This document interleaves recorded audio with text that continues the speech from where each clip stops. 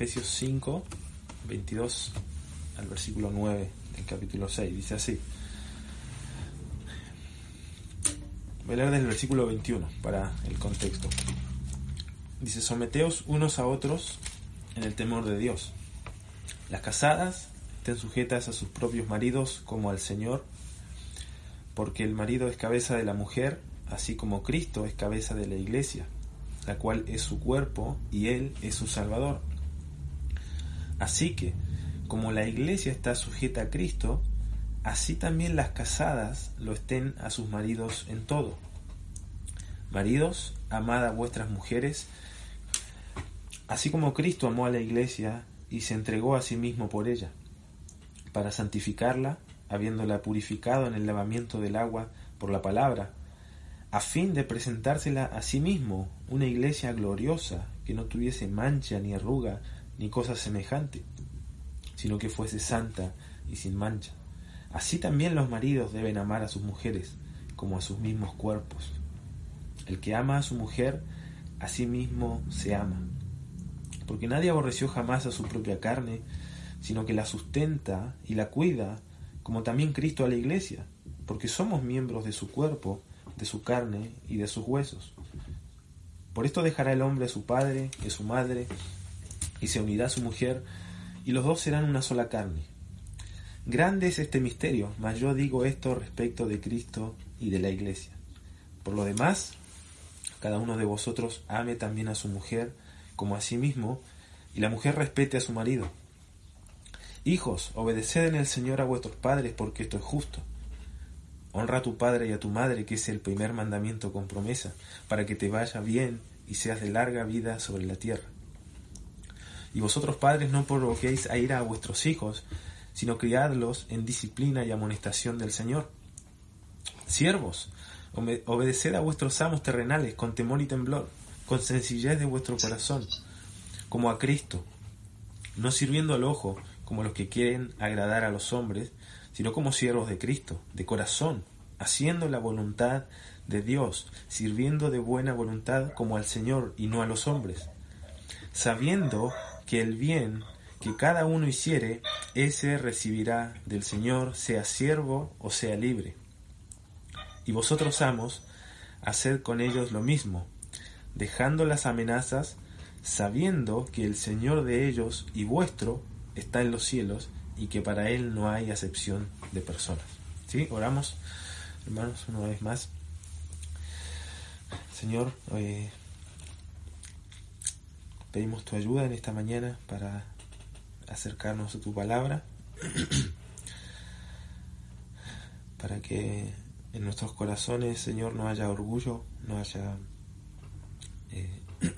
altivez, no haya ningún argumento en contra de tu verdad, y que podamos recibir con mansedumbre la palabra, Señor, para nosotros, la cual puede salvar nuestras almas, dice Santiago. Enséñanos lo que tu palabra quiere enseñarnos, moldéanos por medio de ella y ayúdanos, Señor, a obedecerla.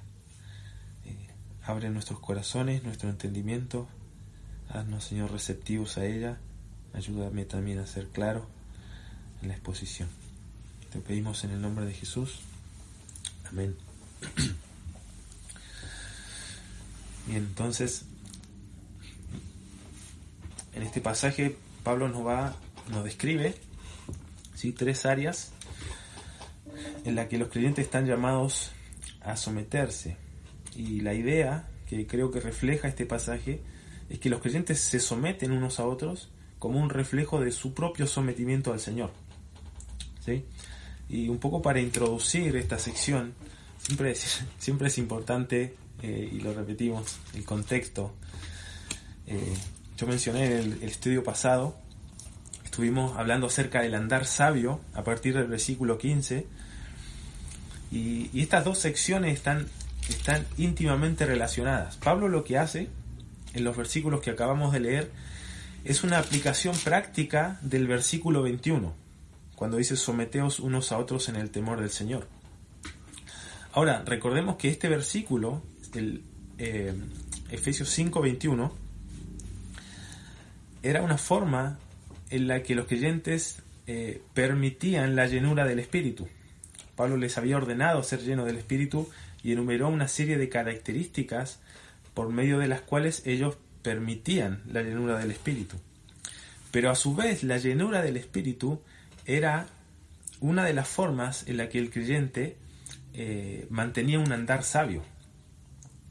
Entonces, el argumento de Pablo desde el versículo 15 del capítulo 5 hasta el versículo 9 del capítulo 6 es uno solo, y es que el creyente debe vivir de manera sabia. Para esto necesita ser entendido de la voluntad del Señor y necesita ser lleno del Espíritu. Y la llenura del Espíritu se da en los versículos 19, 20, 21 por medio de ciertas características, y lo mencionamos, ¿sí? Conversaciones edificantes, alabanza cristocéntrica, gratitud constante y sometimiento mutuo. Y lo que hace Pablo ahora, versículos 22 en adelante, lo que leímos previamente, es una aplicación práctica de cómo es que un andar sabio se ve, cómo un andar lleno del Espíritu se ve en el día a día, en las relaciones cotidianas, en los roles que el Señor nos ha asignado. Pero la idea aquí es que este sometimiento, estas relaciones se ven por medio del sometimiento, pero que es un reflejo del sometimiento al Señor. Entonces, ahí es importante también explicar, antes de empezar, qué significa esto de someteos unos a otros en el temor del Señor, ¿sí? Repasar un poco lo que habíamos visto. Esto no significa, Pablo pudo haber terminado el versículo ahí y saltarse al versículo 10, decir, por lo demás, hermanos míos, fortaleceos en el Señor, y no explicarnos cómo es que el sometimiento mutuo se veía. Pero lo que hace Pablo entonces es mostrarnos y de alguna forma anticiparse a lo que uno podría decir, bueno, si todos nos sometemos a todos, entonces no hay autoridad, no hay organización de autoridad en la sociedad, en el matrimonio, en la familia. Entonces una esposa hubiera dicho no, entonces el esposo se debe someter a la autoridad de la esposa, el padre a la autoridad del hijo, entonces sería un caos, sería una anarquía. Entonces Pablo se anticipa a eso y dice no, el sometimiento mutuo se ve de otra forma. Entonces es lo que explica en los versículos que leímos. Lo importante notar de que el versículo 21, este llamado al sometimiento, es en el temor del Señor. Entonces no es que yo me someto a la autoridad de otro, ni yo someto a otros a mi autoridad, sino que juntos nos sometemos, pero es en el temor del Señor. Y Pablo va a explicar de que en última instancia todos los roles que cumplen las personas, los creyentes, más allá de quién esté sobre su autoridad o bajo su autoridad, lo hace como sometiéndose al Señor. Entonces eso es importante de aclarar.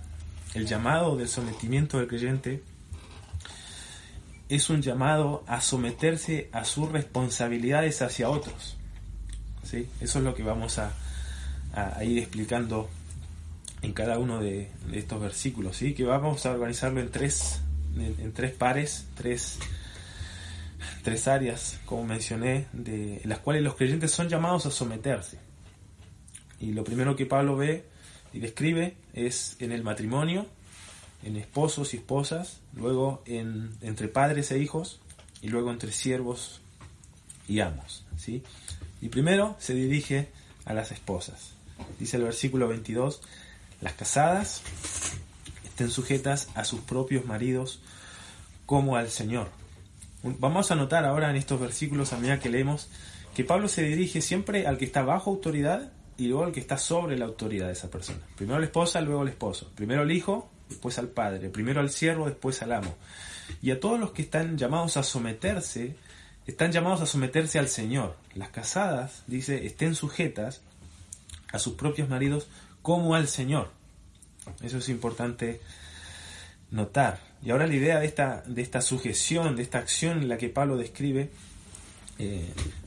no quiero ser muy técnico, pero lleva la idea de que la persona participa en esta acción de sujetarse. O sea, no es que está obligada, no es que tiene que ser obligada a sujetarse, sino que de su propia voluntad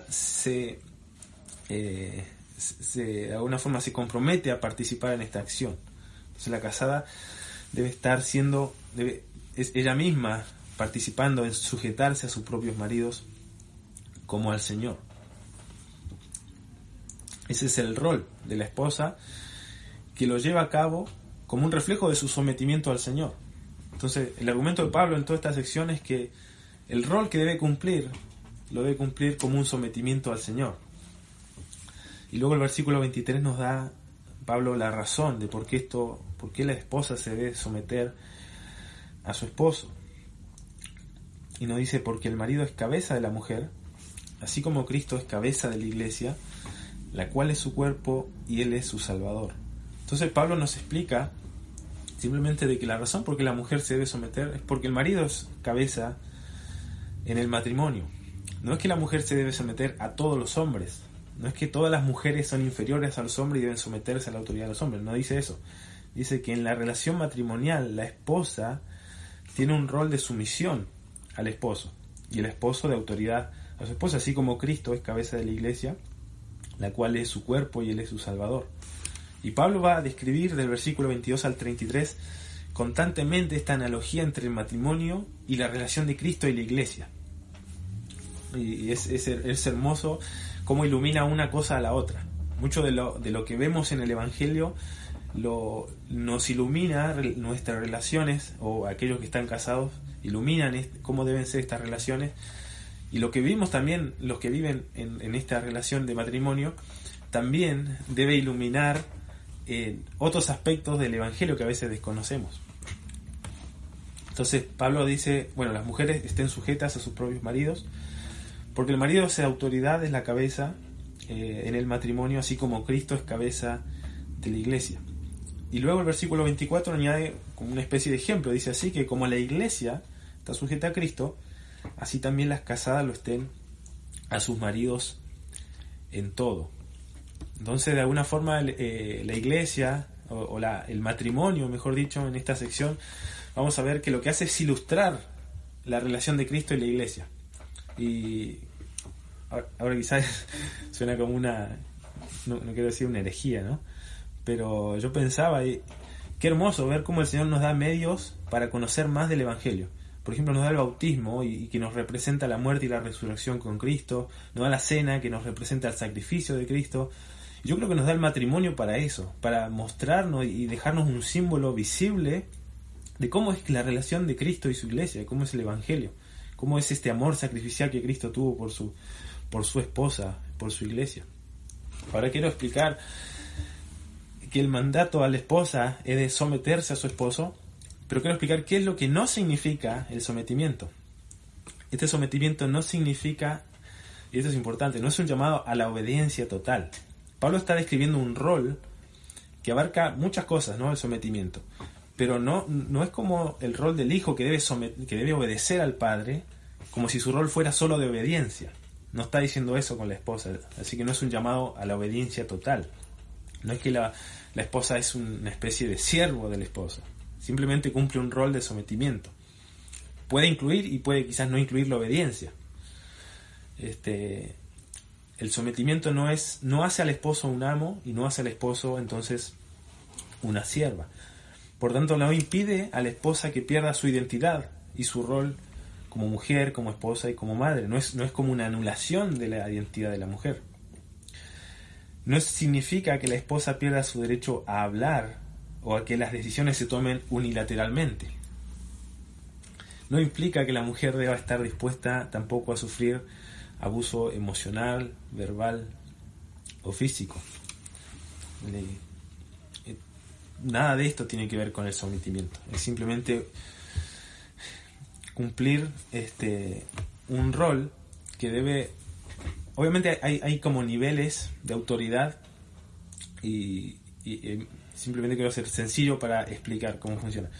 Por ejemplo, todos tenemos una autoridad superior que es Dios, y hablando en el contexto de las casadas tienen después otra autoridad que es el esposo, y después quizás la autoridad, no sé, una autoridad secular.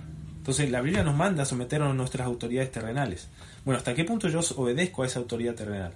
Bueno, siempre y cuando eso no me lleve a dejar de someterme a mi esposo.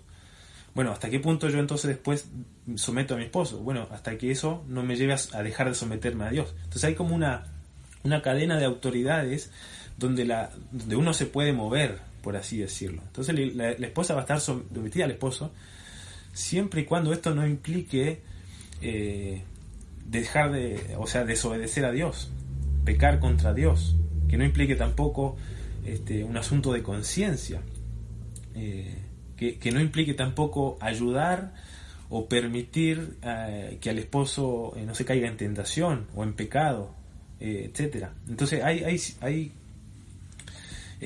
límites, por así decirlo, dentro de este sometimiento, que no es la idea en el pasaje, pero sí que hay que mencionar. Pero dentro del rol de la mujer está este sometimiento, que es una ilustración, ¿sí?, de lo que la Iglesia hace con Cristo.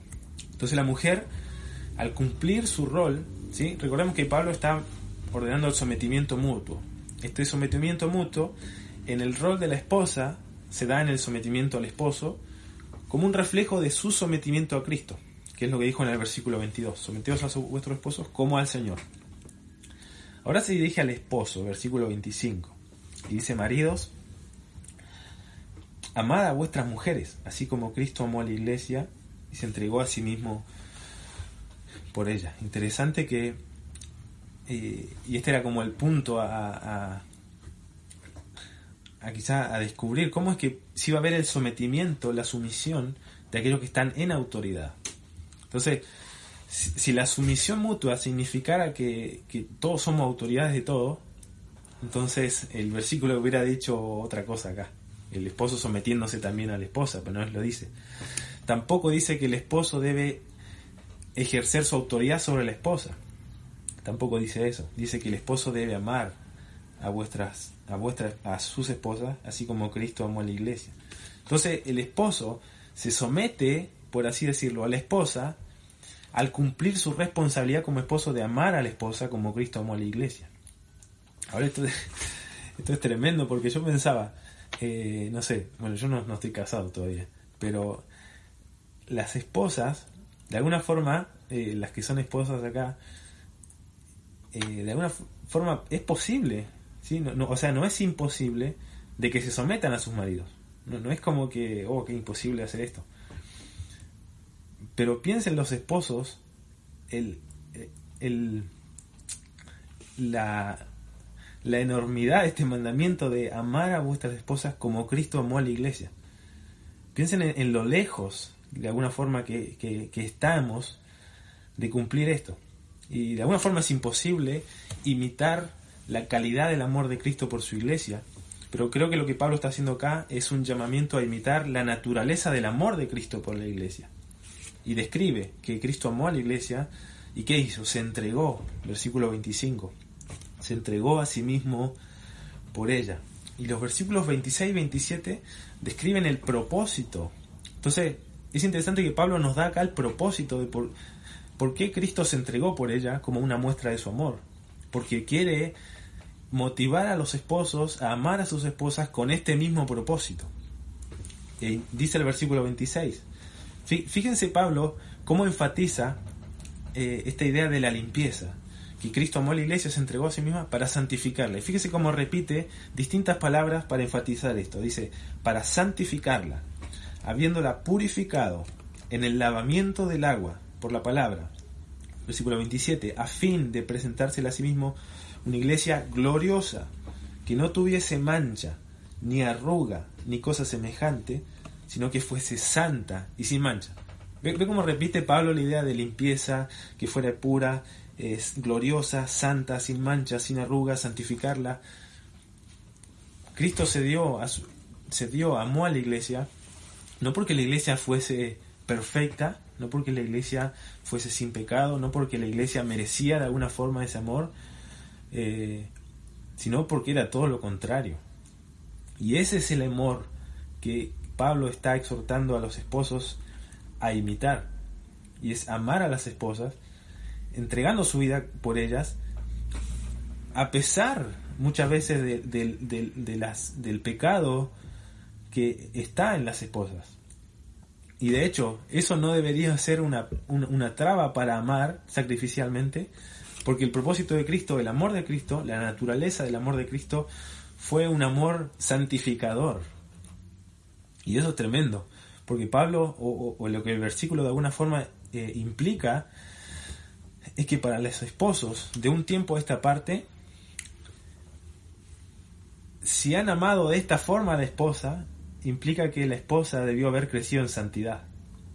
Implica que la esposa debió haber crecido en semejanza de Cristo. Implica que el esposo ha muerto a sus propios deseos, ha muerto a sus propios anhelos para dar su vida, para entregarse, con tal de que su esposa crezca a la imagen de Cristo, sea más santa. Y no porque el esposo sea el Espíritu Santo, sino porque el amor sacrificial debiera producir eso. Tremendo. Muchas veces,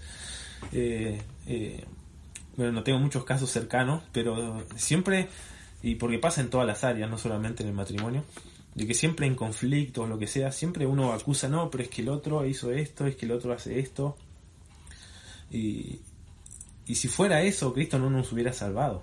Cristo, a pesar de eso, nos amó y ahora nos manda a los esposos, ordena a los esposos que imiten ese amor que han recibido, porque los esposos como iglesia han recibido este amor sacrificial y ahora se les pide que den ese amor también a las esposas. Versículo 28 dice: así también los maridos deben amar a sus mujeres como a sus mismos cuerpos. El que ama a su mujer, a sí mismo se ama. Pablo implica acá que Cristo amó a la iglesia y se entregó por ella porque era su cuerpo. Cristo no aborrece a su iglesia, Cristo se entregó por su iglesia porque era su cuerpo.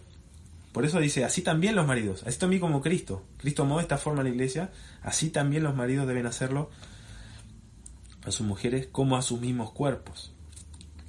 El que ama a su mujer, a sí mismo se ama.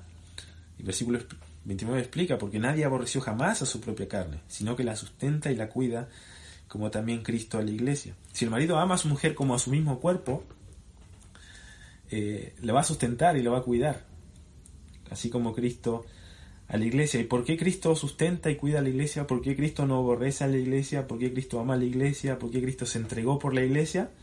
Versículo 30, porque somos miembros de su cuerpo, de su carne y de sus huesos. O sea, el hecho de la unión entre Cristo y la iglesia, en que sean un solo cuerpo, una unidad, es la razón de por qué Cristo hace esta actitud con la iglesia, por qué Cristo amó a su iglesia y la salvó, y la purificó, y la sustenta y la cuida. Ahora, ese mismo amor, los esposos son llamados a imitar, a un amor sacrificial, un amor santificador, un amor protector, sustentador, que sustenta, que provee para la iglesia. Y luego Pablo en el versículo 31 hace una cita de Génesis 2:24, de alguna forma como para sustentar de que en realidad esto no es un mandamiento nuevo, sino que empezó desde el principio, incluso antes de la caída. Así que esta idea de la sumisión y el amor no es producto de la caída, sino fue el rol desde el principio. Dice, por esto dejará el hombre a su padre y a su madre, y se unirá a su mujer, y los dos serán una sola carne.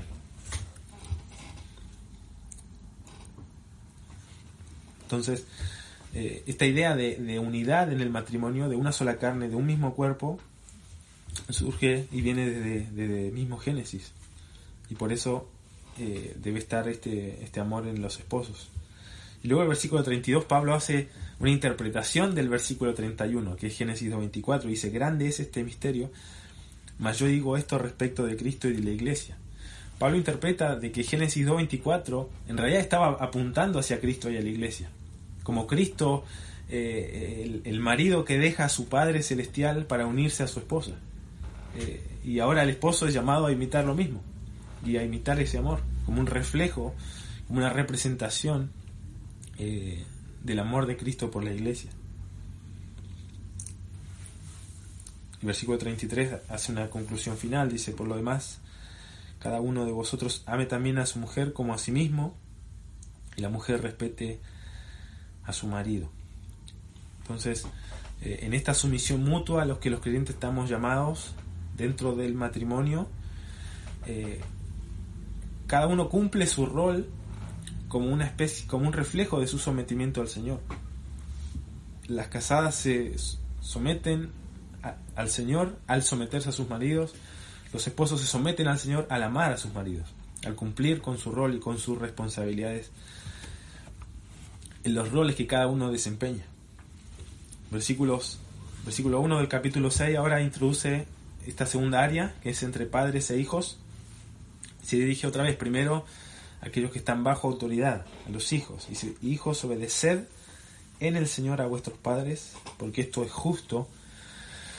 Honra a tu padre y a tu madre, que es el primer mandamiento con promesa, para que te vaya bien y seas de larga vida sobre la tierra.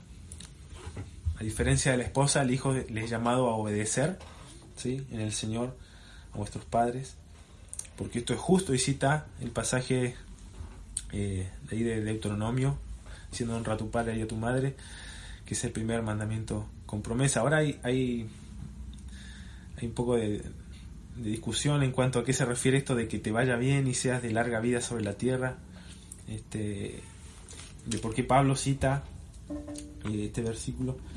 En primer lugar, porque era un mandamiento, pero esta idea de que les vaya bien y que sean de larga vida sobre la tierra, cuando se da este mandamiento, esa tierra simbolizaba la tierra prometida a la que el pueblo iba a entrar.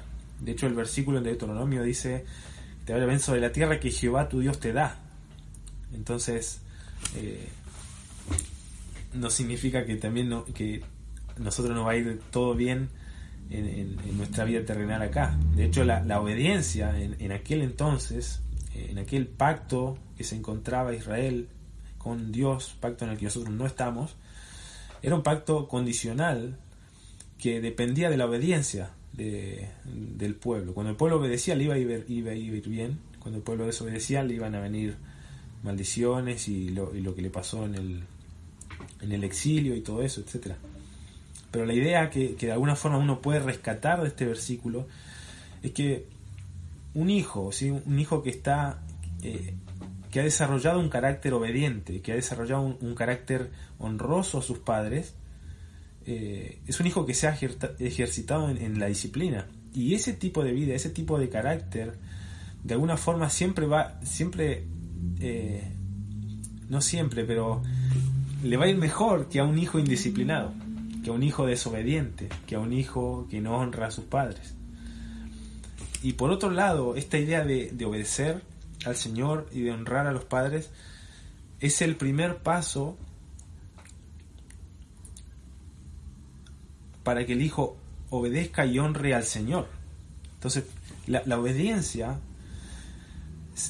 que aprende el niño no lo aprende en primer lugar obedeciendo al Señor, lo aprende en primer lugar obedeciendo a sus padres, siendo disciplinado en eso, honrando a sus padres. Si un hijo no aprende esto, entonces no va a tener una actitud diferente, no solo al Señor, sino a cualquier otra autoridad, en el colegio, en la sociedad, en el trabajo, etcétera.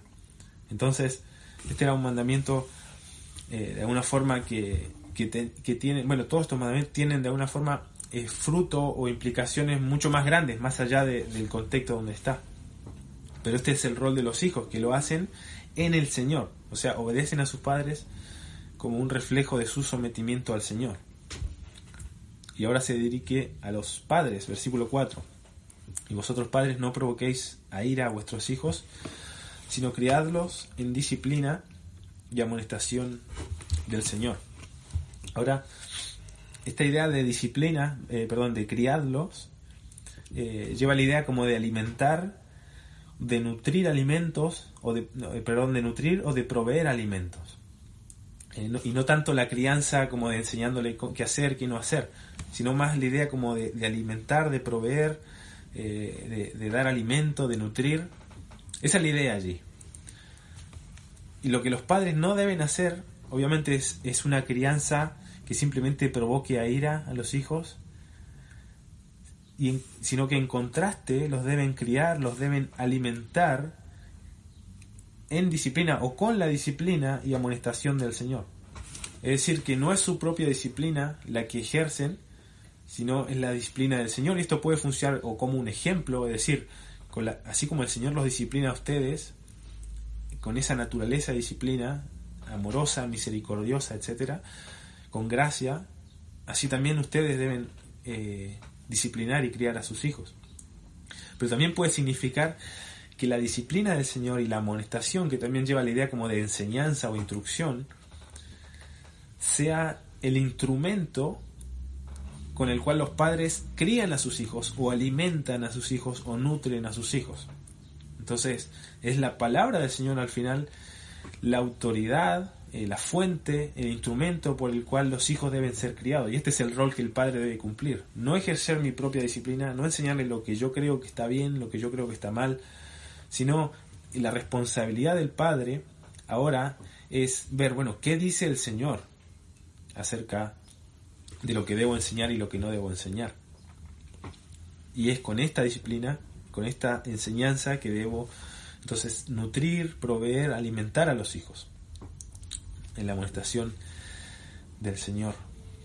Este es el rol de los padres. Entonces, quizás para repasar un poco, estamos viendo áreas donde el creyente es llamado a someterse y cómo se ve este sometimiento como un reflejo del sometimiento al Señor. Las casadas se someten a sus maridos como sometiéndose al Señor, los esposos aman a sus esposas como sometiéndose al Señor, los hijos se obedecen a sus padres como sometiéndose al Señor, como en el Señor. Los padres crían a sus hijos como si el Señor estuviese criando a sus hijos, porque es con la disciplina y la amonestación del Señor. Y ahora se va a dirigir a los siervos, versículo 5. Siervos, obedeced a vuestros amos terrenales con temor y temblor, con sencillez de vuestro corazón, como a Cristo. Y el llamado acá, en versículos 5, 6 y 7 y 8, es un llamado a una obediencia honesta. Pero otra vez, igual como pasó con las esposas y con los hijos, los siervos deben obedecer como si estuvieran obedeciendo al Señor. Dice, obedeced a vuestros amos terrenales con temor y temblor, con sencillez de vuestro corazón, como a Cristo. Es decir, ¿qué significa esto? Versículo 6, no sirviendo al ojo, no comportándose simplemente cuando los están viendo o cuando no los están viendo, no como los que quieren agradar a los hombres, porque cuando quiero agradar a los hombres, entonces cuando me ven yo me comporto de cierta forma, cuando no me ven de otra, sino, versículo 6, en la mitad del versículo 6, como siervos de Cristo. ¿Cómo es esto? De corazón, haciendo la voluntad de Dios, sirviendo de buena voluntad, otra vez como al Señor y no a los hombres. 3 veces Pablo repite, como al Cristo, versículo 5, como siervos de Cristo, versículo 6, como al Señor, versículo 7, y no a los hombres, sabiendo que el bien que cada uno hiciere, ese recibirá del Señor, sea siervo o sea libre. Es decir, que los siervos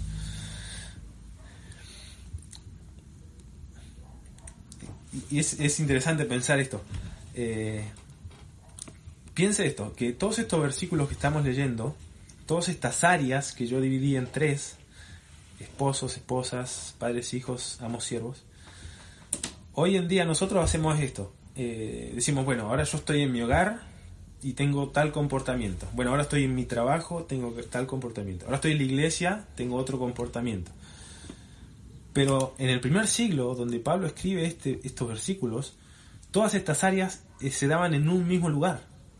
Era la casa de familia, habían esposos, habían padres y habían amos. Y muchas veces, y quizá el 100% de las veces, estos roles de autoridad los ejercía una misma persona. Era el padre de familia, que era esposo, que era padre y que era amo. Entonces, fíjense en la integridad que implicaba, porque yo podría haber sido quizás un desastre con la esposa y ser muy, muy favoritivo con un hijo o con un siervo, o quizás con el siervo duro, con la esposa. Entonces era una contradicción que era visible a todas. Entonces, hoy en día es quizás más fácil, porque yo puedo caretear, como decimos, en la familia, en la iglesia, o en la iglesia caretearla, pero en mi casa soy un desastre.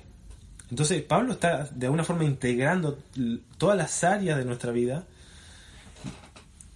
en las que se debe evidenciar el nuevo hombre del que está hablando a partir del capítulo 4, en la que se debe evidenciar el andar dignamente, el andar en luz, el andar en amor, el andar en sabiduría, y todo esto ocurría en un mismo lugar.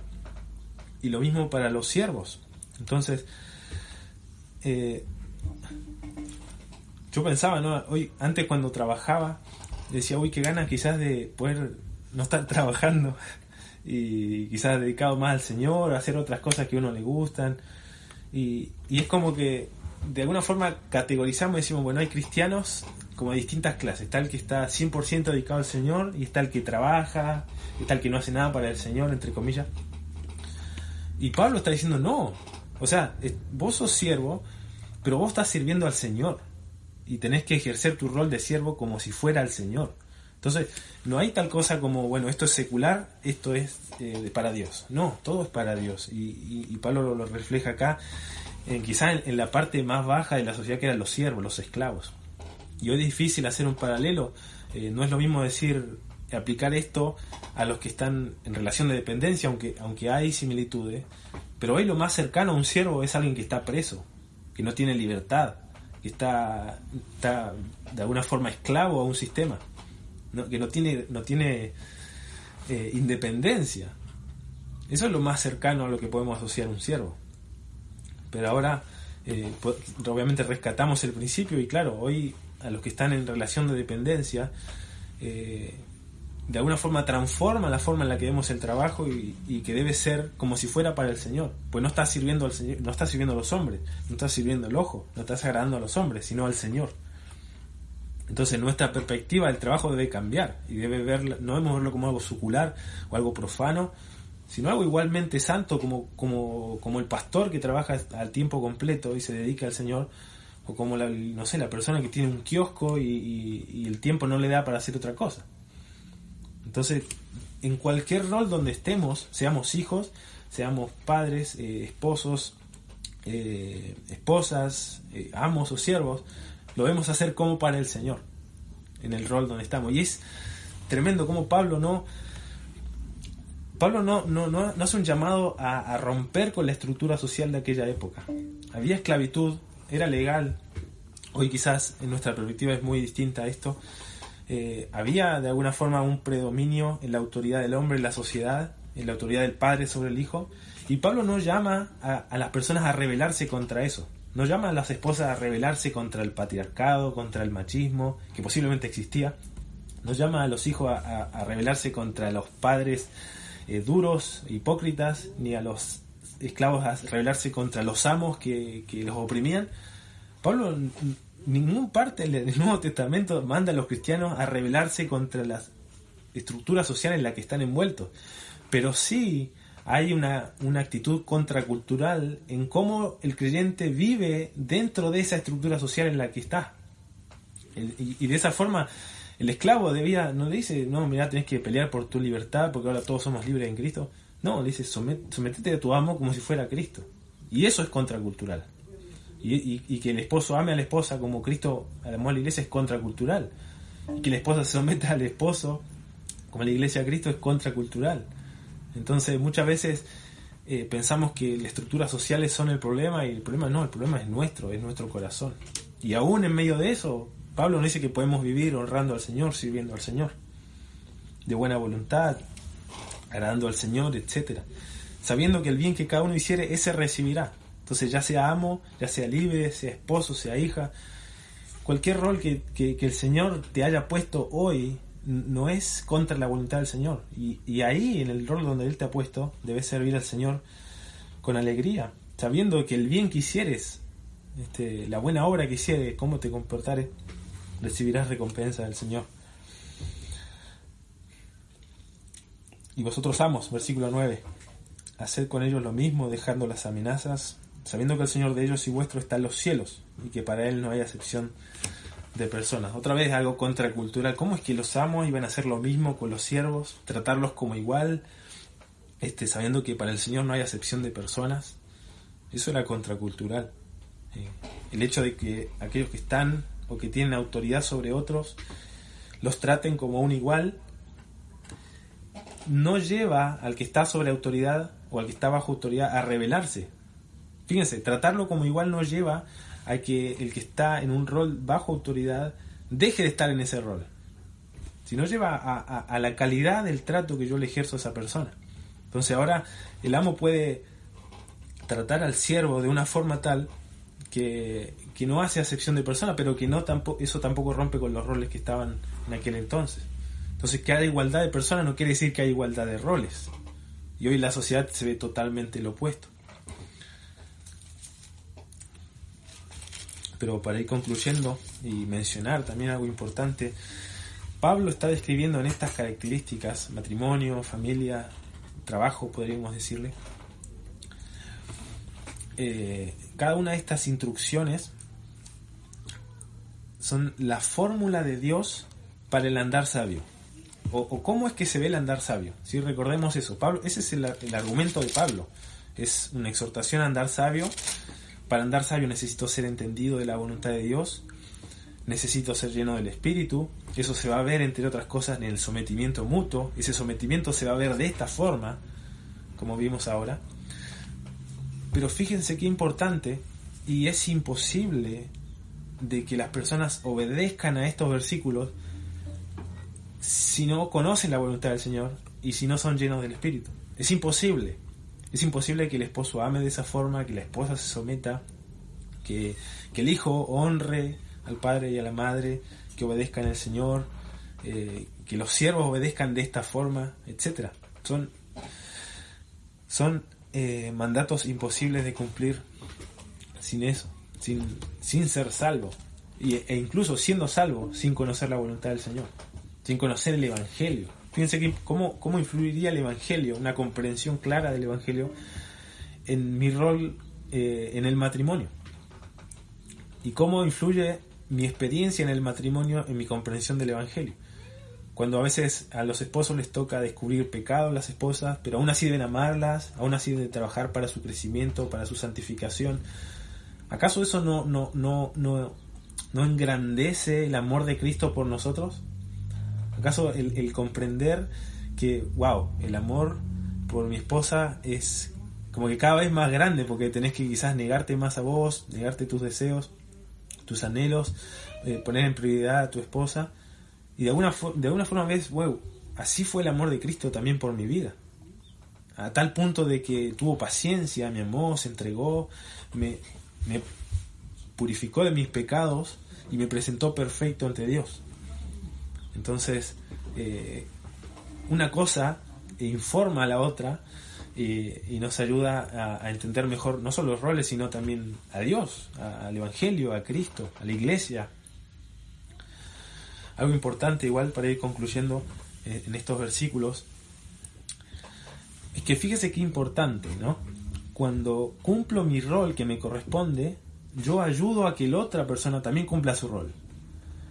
Fíjense cuánto más fácil sería para una esposa someterse a un marido que la ama, a un marido que se entrega, que da su vida por ella. Cuánto más fácil sería para un esposo amar a una mujer que se somete, que no pone quejas, que no pone en duda mi autoridad, etcétera. Cuánto más fácil es para un hijo honrar a un padre que le provee la disciplina del Señor. Cuánto más es fácil para un padre no provocar a ira a un hijo que lo honra. Cuánto más fácil es para un siervo someterse a un amo que lo trata como igual. Cuánto más fácil es para un amo tratar de esta forma a un siervo que hace todo de forma honesta, de forma íntegra, con sencillez de corazón, con alegría. Entonces, cada uno de los roles, cuando yo cumplo mi rol, no solo estoy sometiéndome al Señor, sino que estoy de alguna forma ayudando a que el otro también cumpla su rol. Y de esa forma todos nos sometemos en el temor del Señor por medio de cumplir nuestros roles o nuestras responsabilidades para con otros. De alguna forma Pablo está diciendo que cada uno tiene responsabilidades que cumplir al otro.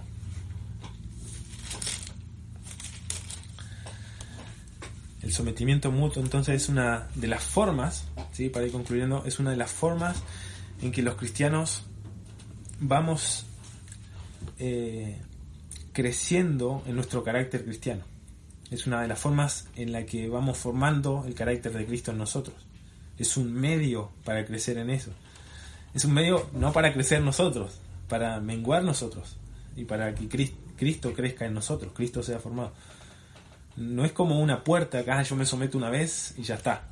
Es como, si pensábamos eso, malas noticias.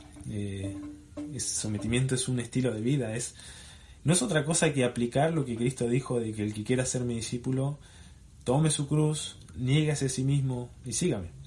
O a los discípulos también les dijo: el que quiera ser mayor entre vosotros será vuestro servidor. Entonces, la vida a la que se llaman los cristianos, que reflejan el andar sabio, que reflejan su sometimiento a Cristo, que reflejan una vida llena del Espíritu, es imposible, hermanos. Por eso es importante el contexto. Sin conocer la voluntad del Señor y sin ser llenos del Espíritu Santo. Necesitamos de ambas cosas para llevar a cabo lo que el Señor nos pide en los distintos roles. ¿Sí? Acá creo que todos nos vimos incluidos. Todos acá, o son esposos, o son padres, o son hijos, son trabajadores, todos nos vimos incluidos. Y creo que eso es tremendo como Pablo lo hace para de alguna forma incluir a todos. Y de alguna forma este era el núcleo de la sociedad de aquel entonces, en el hogar. Y las iglesias tenían lugar en el hogar.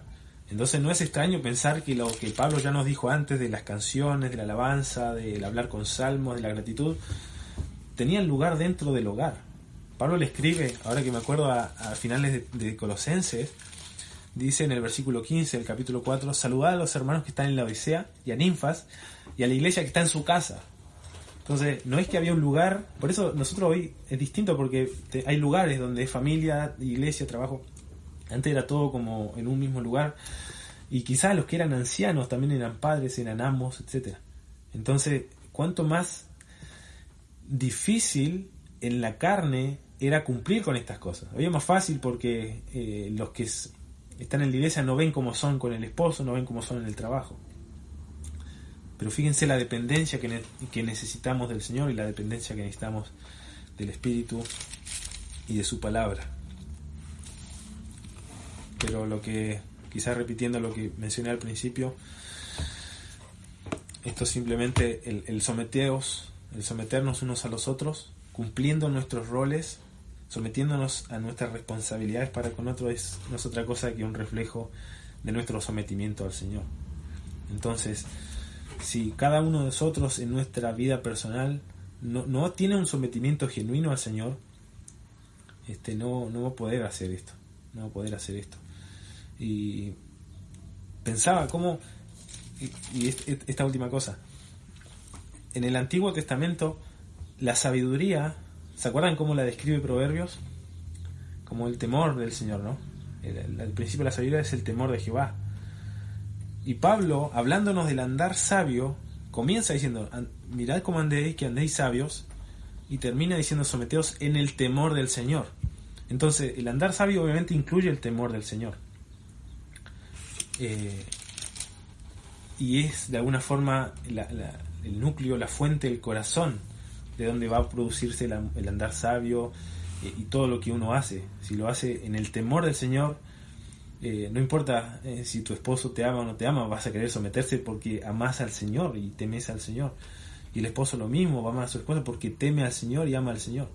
Entonces, si no de manera personal nosotros no estamos creciendo en nuestra propia relación con el Señor, creciendo en el temor del Señor, conociendo al Señor, creciendo más en el Evangelio, etcétera, va a ser imposible hacer otro tipo cualquiera de estas cosas va a ser imposible.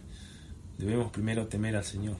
Y lo mismo para los incrédulos. Muchas veces, y no está mal esto, pero muchas veces las personas incrédulas llegan a la iglesia por problemas, ¿no? Enfermedades, matrimonio, trabajo, y la solución no es humana. La solución a esos problemas no está en nuestra fuerza, no está en métodos, no está en psicología. La solución está en lo que acabamos de ver: entendiendo la voluntad del Señor y ser lleno del Espíritu. Y no podemos hacerlo sin creer en el Evangelio. El Evangelio hizo posible eso. Lo acabamos de ver: Cristo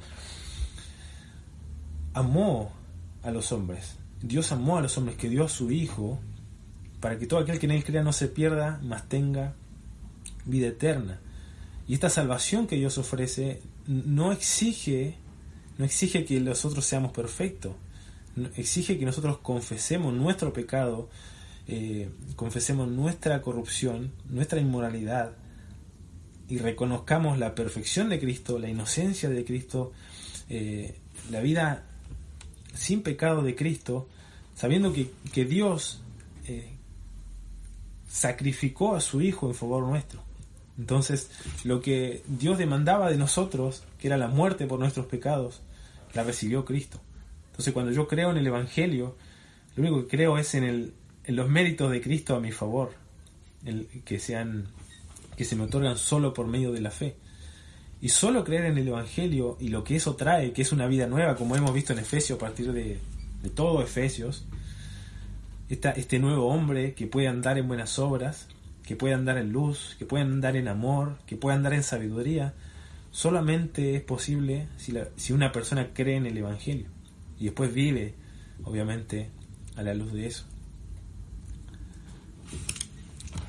Entonces el sometimiento al Señor de alguna forma es como la solución a todo. ¿Tenés problemas para tratar a tu esposa? Revisar tu sometimiento al Señor. ¿Tenés problemas de obedecer a tu padre? Revisar tu sometimiento al Señor. ¿Tenés problemas para hacer bien tu trabajo? Revisar tu sometimiento al Señor. ¿Tenés cualquier otro problema? Revisar, ¿me he sometido al Señor por medio de creer en el Evangelio, arrepintiéndome de mis pecados, creyendo lo que Él ha hecho a mi favor? No hay otra solución que el Evangelio y que Dios y su palabra y todo lo que ahí viene. Así que el Señor nos ayude en esto en cómo evidenciamos, ¿no? Un andar sabio, un andar lleno del Espíritu. Que el Señor nos ayude a que nos dé temor de Él, a temor de su palabra, a temor de Cristo, de su señorío sobre nuestras vidas. ¿Sí? Vamos a orar. Señor, gracias por tu palabra, por la riqueza que ahí hay, por el alimento que nos nutre, por la obra que ella hace de purificarnos y de lavarnos, la obra que hace de iluminarnos, de exponer nuestro pecado, como aquel espejo del que habla Santiago, al cual nosotros nos acercamos y consideramos nuestro rostro y vemos que estamos faltos en distintos tipos de áreas, pero también nos da la solución, que es someternos a ti, que es reconocer tu señorío, que es reconocer que no somos amos de nuestras vidas, que es reconocer que solo tu palabra es nuestra esperanza, nuestra solución, pero también nuestro deleite, Señor. Y hoy pedimos perdón, Señor, si nuestro temor de ti no ha sido más que mandamientos de hombres, mandamientos enseñados por hombres, Señor. Y oramos para que cada uno de mis hermanos, a mí, Señor, podamos crecer en esto de conocerte más, de temerte más, y que esto se pueda ver reflejado en nuestra vida cotidiana, en nuestros matrimonios, en nuestra relación con padres, en nuestro trabajo, Señor, sabiendo de que esto es lo que tú quieres y esto es lo que tú produces, Señor. Nosotros no tenemos que forzar a hacer esto, tenemos que esforzarnos, pero sabemos que dependemos de tu palabra y dependemos de ti. Gracias por ello, por este tiempo de edificarnos mutuamente y de alguna forma también exhortarnos en el temor del Señor. Gracias damos por tu palabra y por este tiempo. Gracias damos por Cristo, Señor, nuestro Salvador, quien nos limpió de toda nuestra maldad, nos lavó, nos purificó, Señor, y hoy nos podemos presentar limpios delante de ti.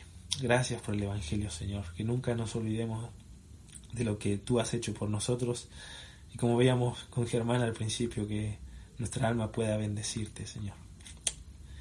Oramos todo esto en el nombre de Jesús. Amén.